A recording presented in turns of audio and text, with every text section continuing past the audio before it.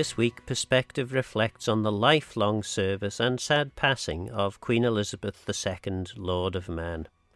Many current and former Tynwald members have spoken to Manx Radio in the past few days.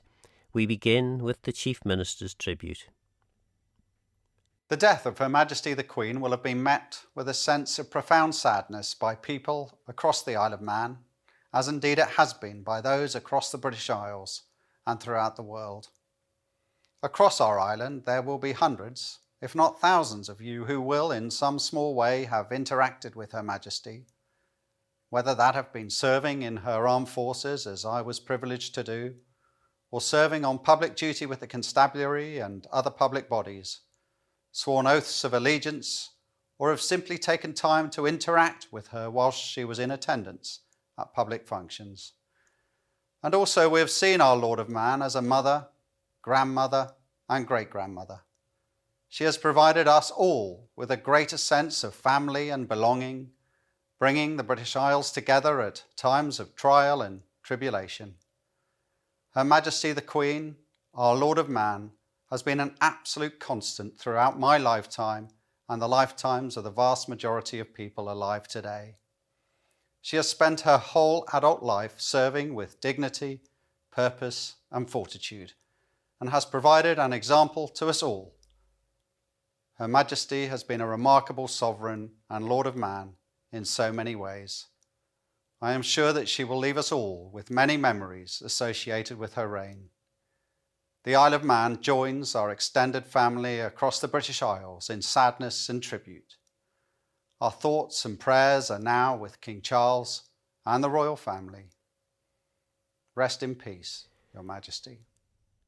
Just a few moments ago, King Charles III was proclaimed as the Lord of Mann at Government House, the proclamation being read by the Lieutenant Governor. There will follow this Friday a Tynwald sitting at St John's, at which a second proclamation will be made from Tynwald Hill, the ancient seat of the kings and lords of Mann. Following this, a resolution of loyalty and condolence will be put before a sitting of Tynwald Court in the Royal Chapel. Speaker of the House of Keys, Ewan Watterson, found time to talk to me about the ceremony.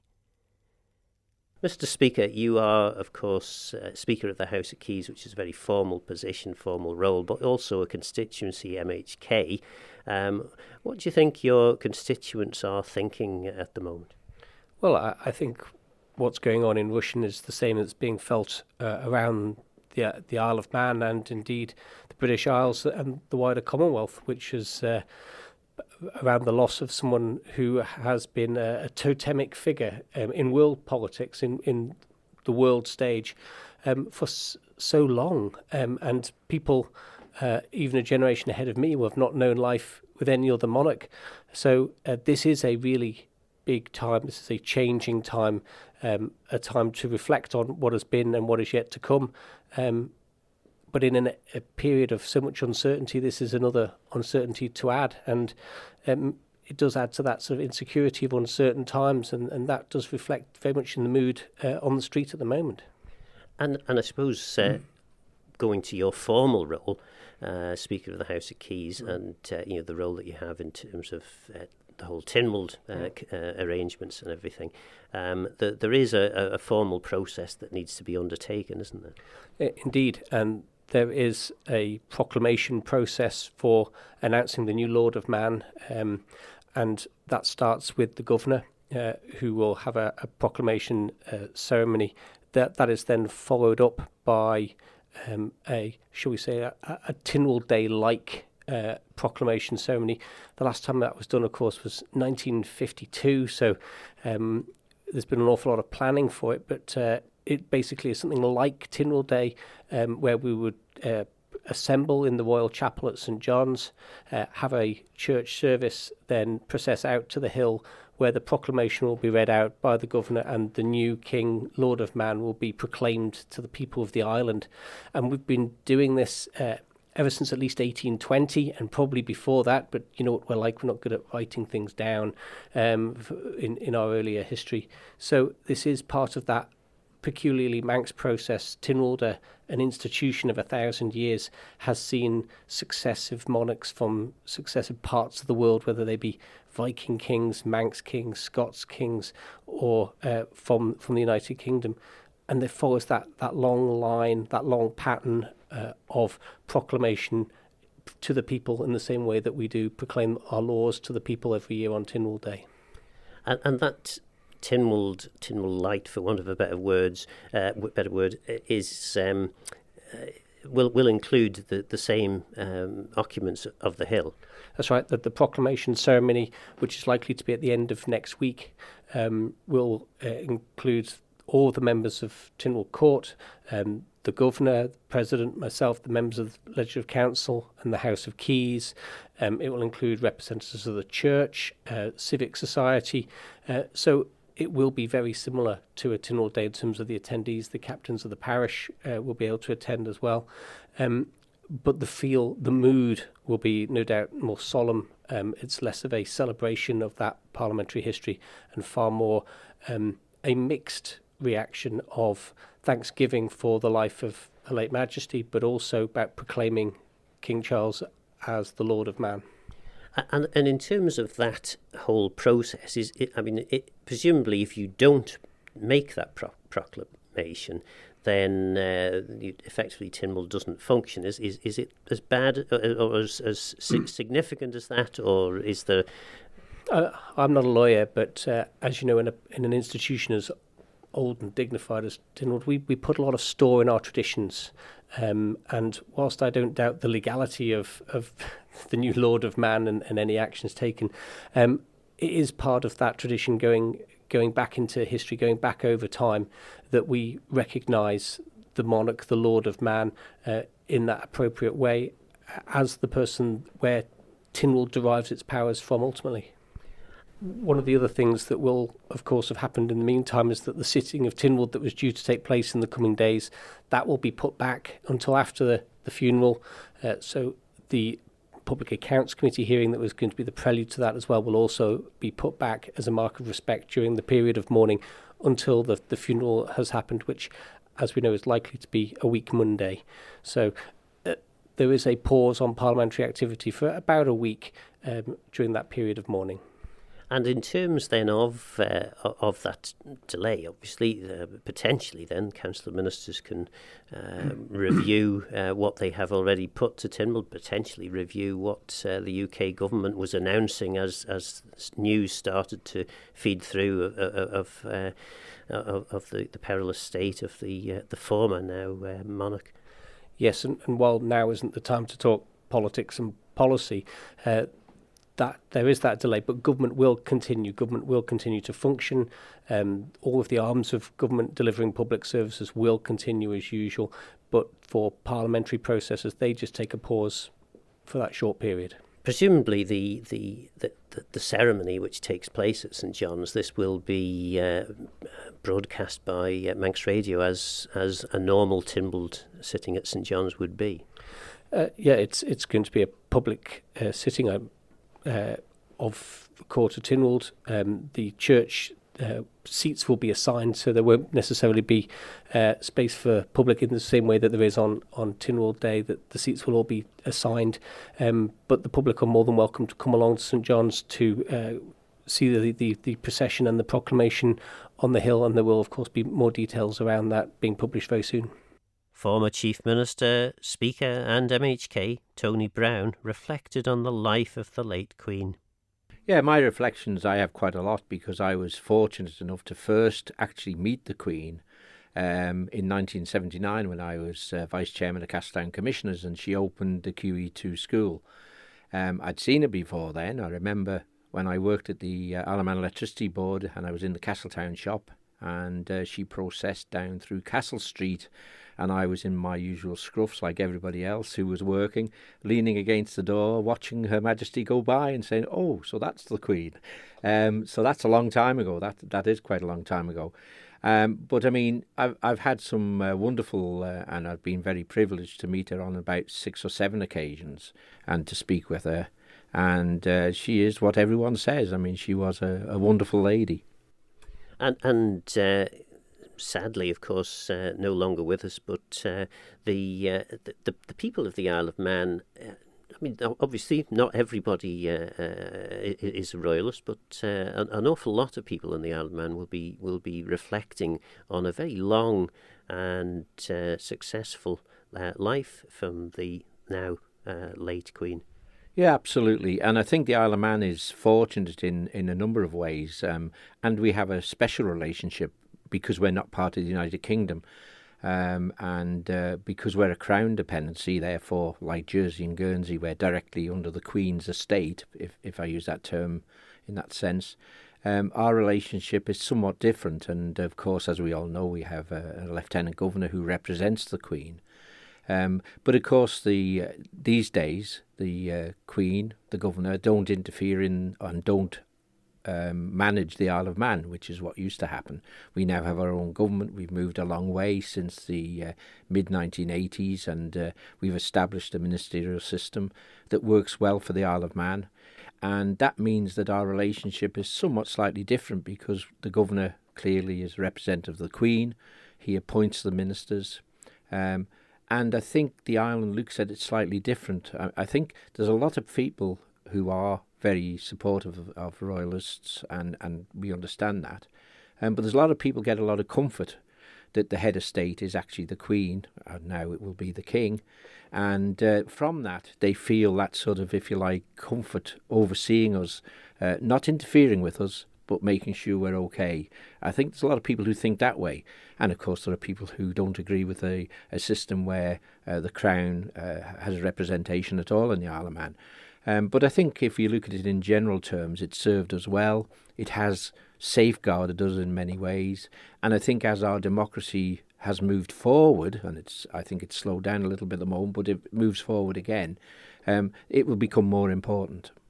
And I suppose then the other element of the conversation is what happens next. The new king. Have you ever met the new king? What do you make of the new king? Yeah, again, I've been fortunate. I've met lots of members of the royal family, the main members, and met Prince Charles as he was then. And he was actually in Douglas on Britannia, and we had a reception. We were there, and in fact, myself and my wife Rachel, we spent quite a bit of time talking to him. And he's very relaxing. He was very down to earth, very interested in things, as we all know. He was interested and continues, I'm sure, to be interested in the environment and how things were changing, how things were developing. So very relaxing to talk to and very interesting to speak with. He was interested in the Isle of Man. Again, well briefed, they know a lot about it, so like anybody in their position, they get a good briefing first. But he also had quite a bit of interest about Tynwald, how it operated. So very pleasant, very easy to talk to, and I think he will be a good king. I think he will be very much take up the role in a way that we would expect, and I think he will develop and continue his mother's legacy, but in a different way. And I think that's what people would expect. Because, of course, because he is the longest heir to the throne that there's ever been, I understand. He has engaged in various things, particularly sort of politically related things, and of course all that will now have to stop. Oh yes, absolutely, and there won't be a problem. He knows his role. It's like all of us, if you don't have a certain responsibility, you're freer to do what you want to do because that's what life allows you. When you step into the next stage, as he will now, has now stepped into the stage of being king, then of course how he operates, how he is seen, how he represents Britain will be different, and he will do it, I think, very well. And of course, from the personal side of all of this, effectively, he's just lost his mother, his very elderly mother, who's been with him for a very, very long time. But immediately, the following day, he has to assume a huge responsibility. Well, yes, I mean, he assumes the responsibility as soon as she died. And he became king immediately. So, I mean, yes, they have to move into that, but I mean, they are aware of that. I mean, whatever happens, the royal family is structured the way it is. and as head of state, he takes over that role and moves on. But he will feel like any of us when we lose a parent. I mean, it's a difficult time. No matter what your role is in life, your family is different, and I'm sure we all recognise that he and his family will feel like any other family, the loss of somebody who's very important to them. And next steps then for the Isle of Man, what happens next? What needs to happen constitutionally? Well, I was involved in this when I was Speaker, and we went through procedures at that stage, and there are set down procedures where the new king will be proclaimed on Tynwald Hill, and there is basically a sitting of Tynwald on Tynwald Hill. It will actually be a unique occasion for many, because the Queen has been Queen for 70 years, so none of us have known anyone different, or very few people on the island will have known anyone different as the monarch. And here is an opportunity to see what is quite a special, or maybe brief, but special occasion where there will be announcements and speeches made by the dignitaries such as the Chief Minister, present at Tynwald, and so on.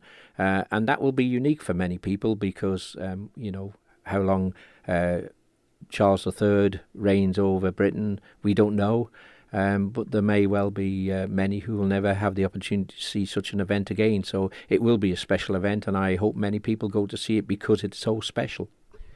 And I suppose then finally, sort of reflections on those conversations that you had with the late Queen. What sort of impression did she give? What lasting memories would you say you have? Well, the lasting memories are somebody who was very gracious, very courteous, was very conscious that you would be feeling nervous and apprehensive, those sort of words, because you were a bit on edge, because suddenly you were meeting the Queen, and nobody can hide from that, and you'd see it no matter how important the person she was meeting, it was the Queen. But she always would put you at ease quite quickly, because she would just talk to you, and she would know her subject and ask you something that basically meant you responded easily. It was an issue you knew about, so you actually felt comfortable. And it was always a great privilege to meet her. And I think the one thing that sticks in my mind, and especially since the Queen passed, is that what she demonstrated in her life, I believe, is how important it is for people in public office, which of course she was. I mean, the monarch is in a public office. She's doing public service to her country. And that actually goes down through then the political system as well. And I think she demonstrated quite clearly that it's not you that's important, it's the people that you are representing, or in her case, her subjects. And she always gave that impression that what mattered was the people and the country. And I think there's many who can learn from that. And I think that is something that's important, and certainly in my political time, that was always at the forefront of my thoughts. What mattered to me was the Isle of Man, and what mattered to me was the people, and that's why I wanted to serve them. And I think she was great at demonstrating that, and I think a lot of people can learn on how she did it.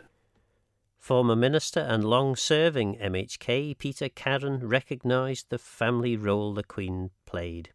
Obviously, it's a great shame for anyone to lose a mother, grandmother. What does shine out from the British Queen is the fact that she was about service and not self-service, and I think that's got to be recognised as important. I mean, today the royals can't get away with what they used to get away with years ago, but she was one that had an unblemished situation. And as far as you're concerned, I mean, did you ever actually get to meet the Queen or any of the royals during your parliamentary career? Yeah, quite often. I wasn't particularly bothered, but the situation is that you've got to give respect for people who do service. What we've got to try and get in public life, that they people at the top serve and not self-served. You know what I mean? And I think that's something that government needs to have a real good think about, as far as that's concerned. And as far as the new king, is he going to be a good king, do you think? I wouldn't know, as I say. What I would rather see is get away from that. I think the more important issue for the Isle of Man is not to allow the issue of our individual right to the Court of Human Rights, which has been a major factor in sorting out a lot of the injustices on the island. And you had you were on record as standing respectfully for the British national anthem, or the royal anthem as we call it, but not actually singing it. Yeah, well, that was my stance. There was outrage about it, but the reality is, when they tried to force them not to use it, I was equally as against that. It's like Tynwald Day when I first came elected to the House of Keys. It was more like an English colony day. There was hardly any Manx. There was very much to do with the culture of the Isle of Man. That has all changed because of the likes of the Select Committee. I wish the Charles well, as far as it's concerned, because they're in the terrible times.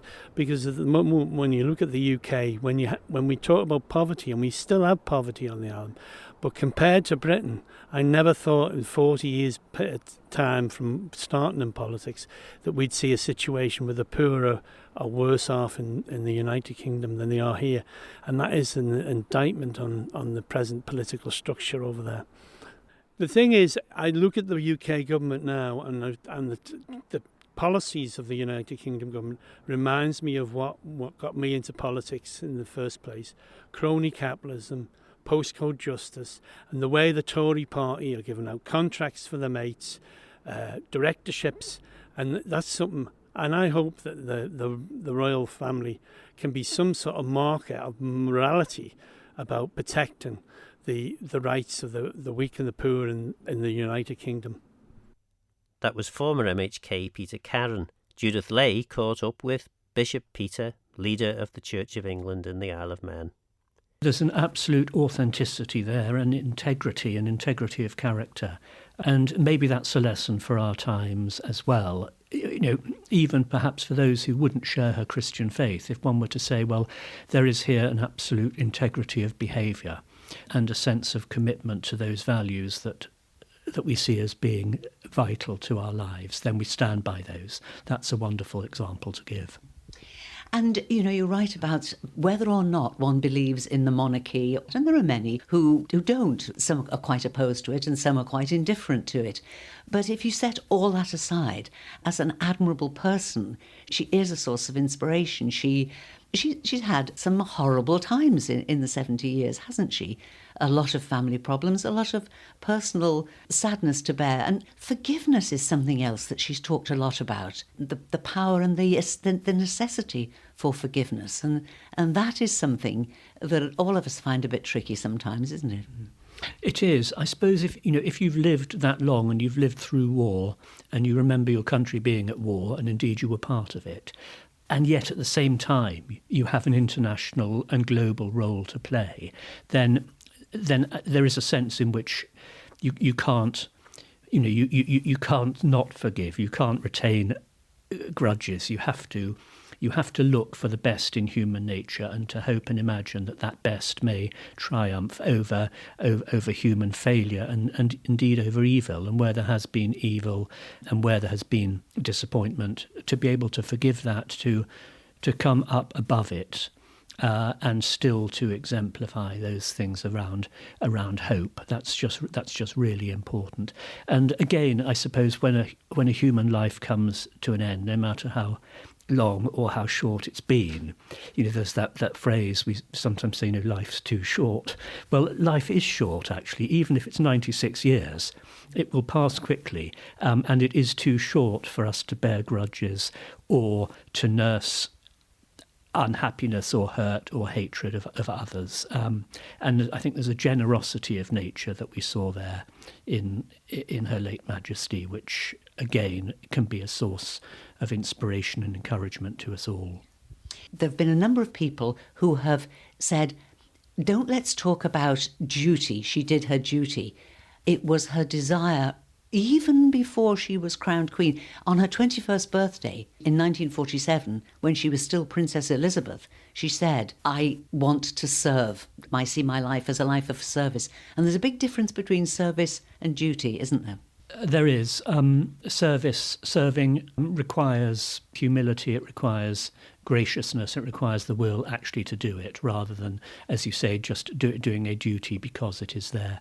So I think, I'd agree with all of that. And at this point, I would really want to offer a couple of thoughts, really. One is just deep gratitude for what has been, and to let all of that settle and take its course. And we will continue to reflect on it for years to come. And also, to pray clearly for our new sovereign, our new king, who steps into role at an odd sort of time, but brings deep gifts and deep wisdom into that role. And I hope and pray most earnestly, really, that his reign will be as graced and as blessed as that of his mother. That was Bishop Peter. After the break, I catch up with David Ashford, MHK. David Ashford, MHK, received an honour for the role he played during COVID. Yes, it's a momentous and very sad and solemn time as well. Her late Majesty the Queen was on the throne for 70 years. There's no one really who under the age of 80 who will remember any other reign, really. And she linked everything from a few years after the First World War right up to the modern day. And the changes that she saw during her reign were absolutely fundamental. Society as a whole is fundamentally different to when the Elizabethan age began. Yes, and even, I suppose, the most hardened Republican must recognise that tremendous length of service that the Queen gave to the people, both of the United Kingdom and indeed of the Isle of Man. Well, I think that was one of the unique things about Her late Majesty, in the fact that I think she endeared a lot of respect, regardless of people's personal views, whether someone was a supporter of the monarchy, as I am, to someone who's an outright Republican who believes there's no role for the monarch. But I think she personally endeared a lot of respect, and I think everyone across the nation will be very saddened to hear of her passing. Thoughts obviously with the royal family and the new king at this sad time. And it is, again, somebody like me who's passionate about history. It's such I suppose it's a marking, perhaps, of a passing of a whole era, really, isn't it? Well, it is. It's a second Elizabethan age. That's what it's been referred to by many commentators, and I think they're quite right on that. A second great Elizabethan age has come to an end. Most of us around today, unless something radically changes, will never see a queen again. The next three people in line of succession are all male. We'll have three kings, and we'll never see a queen in our lifetime again. And it's just strange to think of it, because Her late Majesty was always present, and at great moments throughout history of the nation, she was always there with a reassuring word. We've got used to the fact that she's such a fundamental part of public life that it still seems a bit surreal that she's no longer with us. And how does that constitutional monarchy work in practice in relation to the Isle of Man?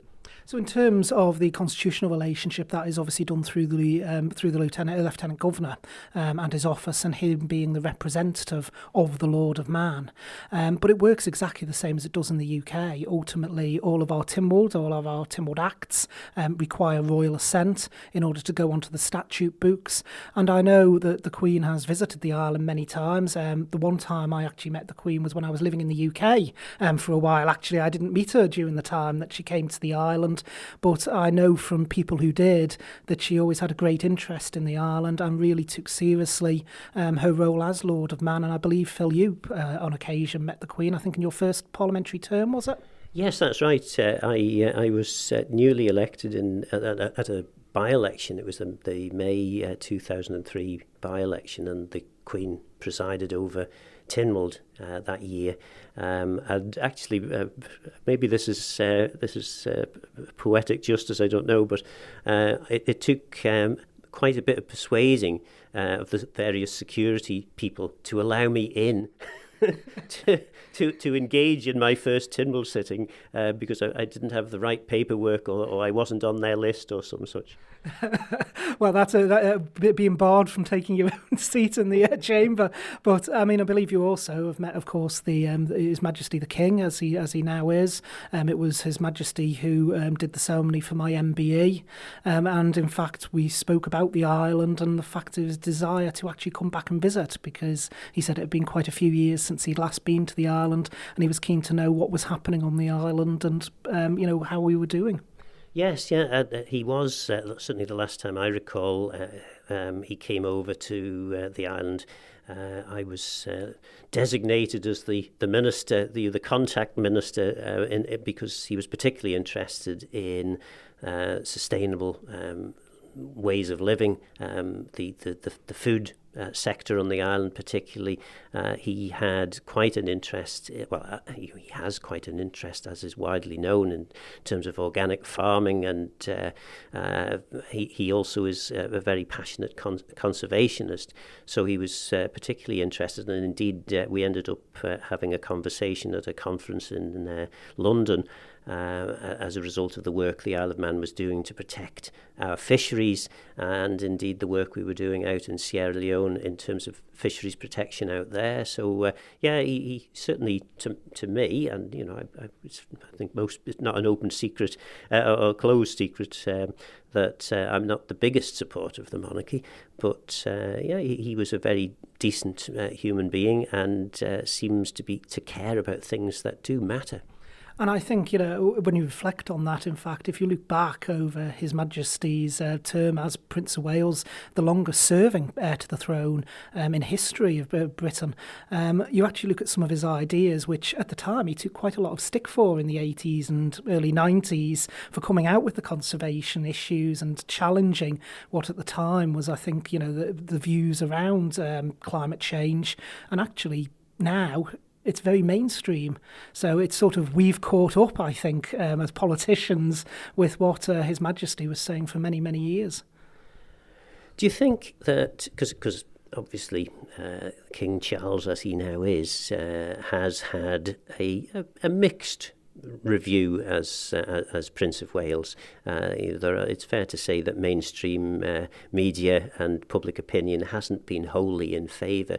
Do you think that's going to change now that he effectively has to relinquish the more public sort of campaigning that perhaps he's done in the past? I think it will. I think it will massively change. And in fact, His Majesty has pretty much signalled that himself, that the role of monarch is very, very different. I've always viewed, the role of Prince of Wales, of heir to the throne, as a bit of a strange one, really. And it must be really, really strange for the office holder. There's no playbook to actually say how you should do it, what you should do, how you should use your time, what you should be involved in, what you shouldn't. Every single occupant of the role, if you go back through history, has had to find their own way.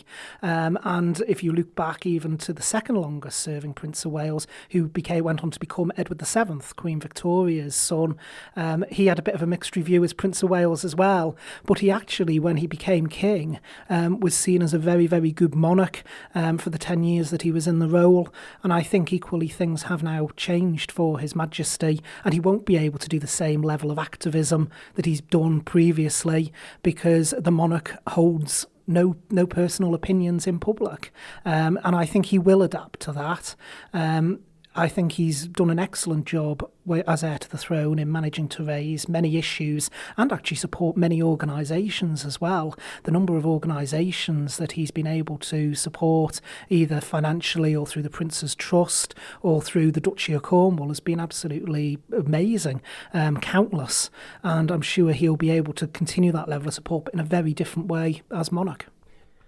And, of course, an incredibly difficult act to follow. He already has a certain amount of political baggage that comes from his years campaigning for various things, and he takes over from someone who had an exemplary record.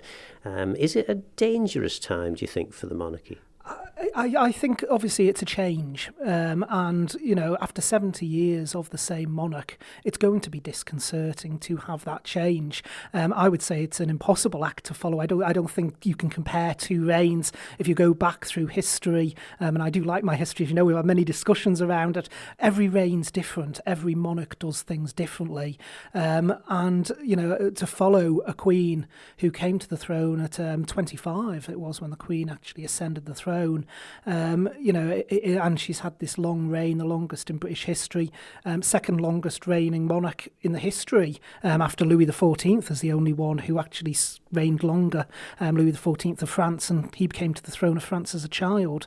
So it's all change, but I think that His Majesty will find his own unique style of doing things, but it is a radical change, and I think that Her late Majesty, will be a very difficult, if not impossible, act to follow. It will be a very, very different world without her. Well, we're now, 2 days since the announcement of the death of the Queen. What's in store, I suppose, for the island over the coming weeks? Well, over the next few weeks, it's a chance for reflection. And I think that's how it's been referred to in the national media in the UK as well. A chance to reflect on just all the different changes that happened under what was a phenomenal reign of Her late Majesty the Queen, and also a chance to reflect to the future, a very different future without the Queen, who's been a sort of national emblem. And I think one of the most poignant things was actually seeing the reaction around the world, even in countries that you wouldn't necessarily think are that much associated with the British monarchy. The outpouring has been fundamental. The flag over the White House being lowered to half-mast. Someone somewhere will prove me wrong, but I can't think of the last occasion where that was done for a head of state that wasn't an American head of state. And on that particular matter, the Americans, I heard somewhere that the Queen had reigned for a quarter of the existence of the American Republic. Yeah, that'd be pretty much correct. And in fact, if you think back, her first president was Harry Truman, and she's met every president since there other than Lyndon Johnson. Lyndon Johnson was the only one that she never actually physically met, but she's seen all of them come and go. Dwight Eisenhower, John F. Kennedy, Richard Nixon, Bill Clinton, Barack Obama. The changes even, not just in Britain, but around the world. And the link with history that Her late Majesty had is absolutely phenomenal. And as I say, I think it's a reign that we will probably never see the like of again. It really is the end of a second great Elizabethan age. So effectively 2 days in, is it a 10-day formal period of national mourning? So it normally is the 10. Obviously, Buckingham Palace will announce the wider timetable because it all evolves around the state funeral as well. His Majesty stated that the state of mourning for the royal family will be in place till a week after the funeral. So that was the first of the announcements, but announcements will follow pretty quickly now in the coming days, and it will all evolve around the timetable of when that state funeral will be held. The first state funeral in the UK since Winston Churchill in 1965. And in terms of your constituents, I mean, have you had any significant contact with them? I mean, how do you think they're feeling at the moment? I think for most people it's just profound sadness and shock. Like I say, the Queen has been this unifying force, and like I say, whether you're a monarchist or you're a Republican, she's just been there. And at times where there's been difficulties and fundamental change, she's always had the words to say, and people have just grown up with her as this figure there in our lives. And now that she's gone, I think we all knew she was getting older, and the health problems that come with that, but it just seems surreal that she's actually passed. I think all of us had that little bit of us that thought she was going to go on forever. Lewis Foster spoke to President of Tynwald, Lawrence Skelly, on Friday and heard his reaction to the news of the monarch passing and what happens next in the Isle of Man. Well, the reaction is a shock, really. And then I think it's a point of reflection to understand exactly what a remarkable lady she was. This was a queen who was the queen of 56 Commonwealth nations, and we on the Isle of Man regard her as Lord of Mann, representing somewhere in the region of 85,000 people here, but 2.5 billion people around the world. So it will be felt for an awful long time. So a shock, really. And I think respect for her and what she achieved in her extraordinary life in public service. We've seen this morning pictures of the flag at half-mast on Tynwald Hill. Just tell us what you think this will mean to the people of the Isle of Man. Yes, I was glad to see that we managed to do that last night, and I think that's sort of a reflection of how the Queen is thought of on the Isle of Man. We were very fortunate to have her visit the island. I believe it's 5 times, and once, of course, which was the big one, which was the 1979 Our Millennium. Where she attended the celebrations here on the island. So and I think that's another point really. There's so many generations will have so many different memories of the Queen. And the most recent one, which was 2003, there'll be a lot of people will be able to reflect on that and how much she, I think respected, the Isle of Man and the people too. In your capacity in politics over the last few years, did you have a chance to meet the Queen?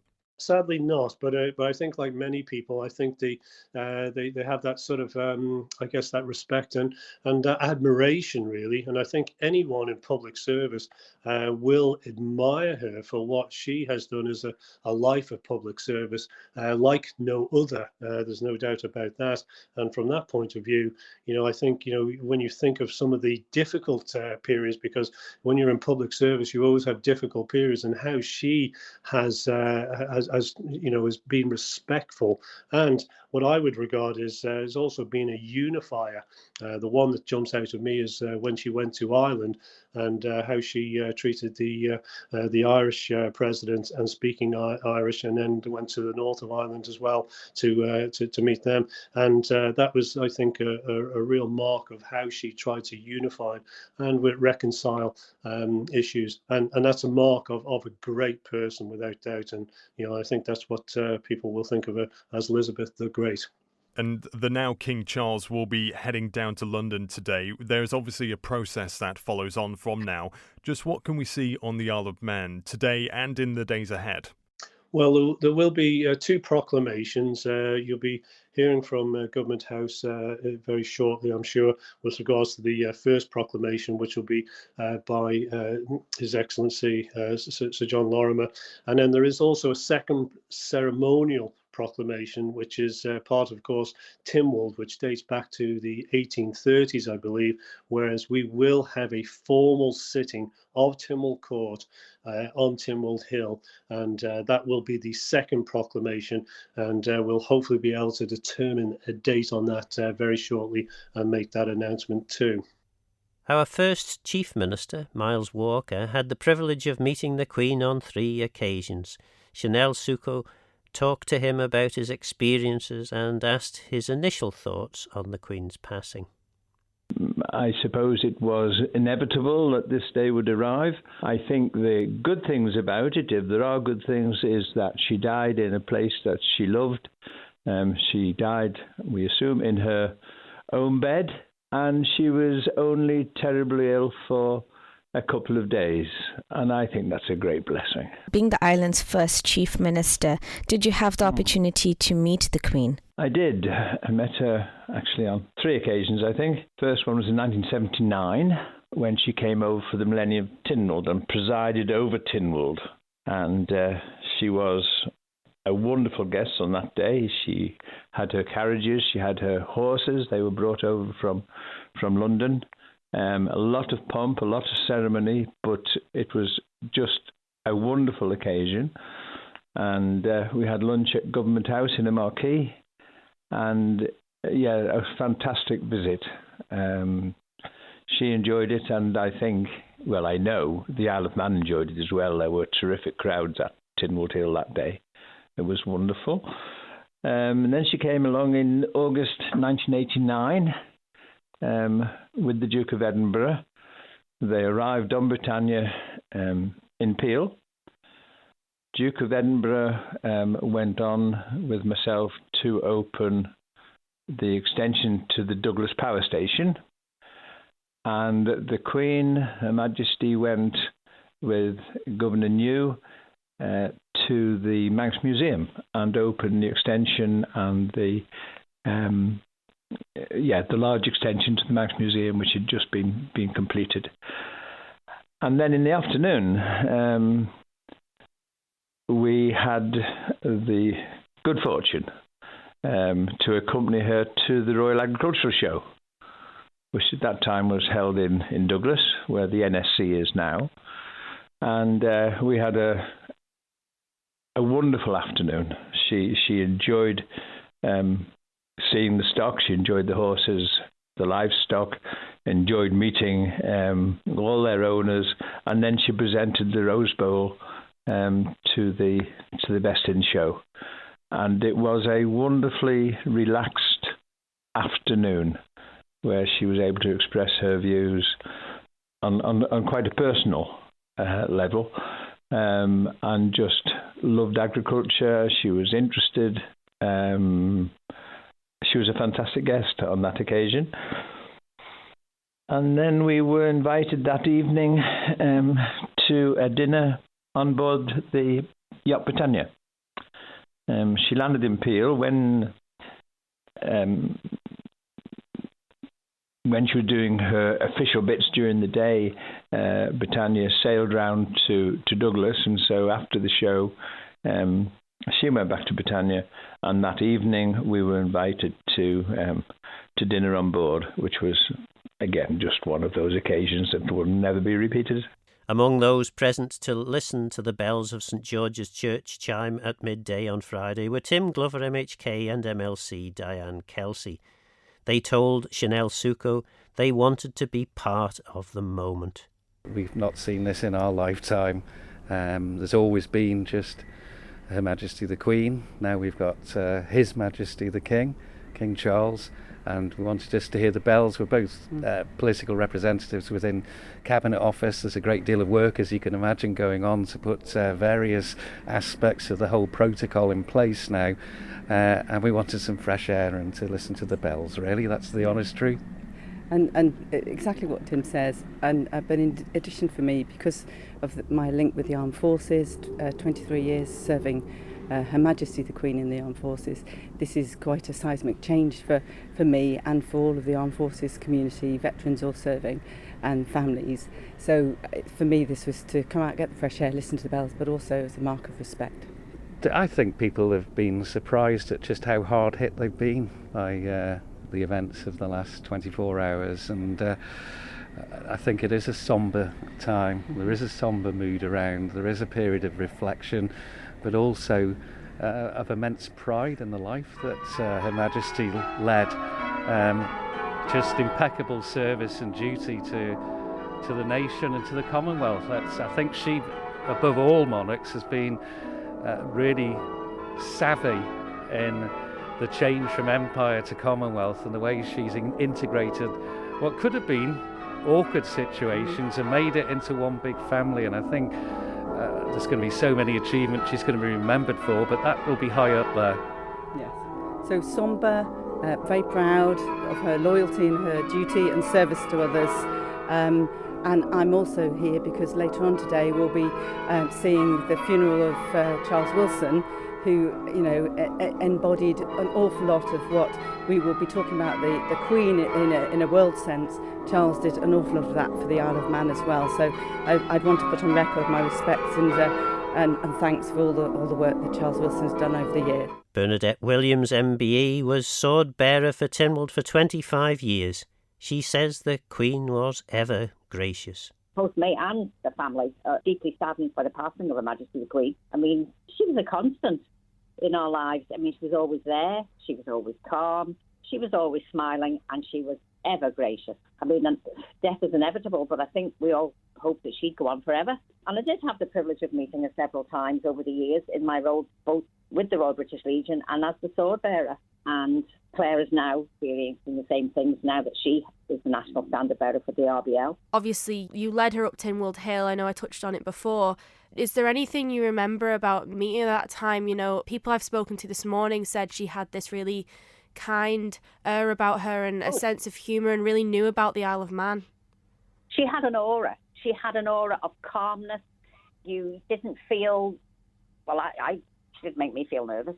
And I don't think she made anybody else feel nervous. She was just she kind of had a reassuring way about her, as they all do, to be honest. And she was with Prince Philip, the Duke of Edinburgh, and their role is to put you at their ease, and they did it with ease. And it was a huge privilege.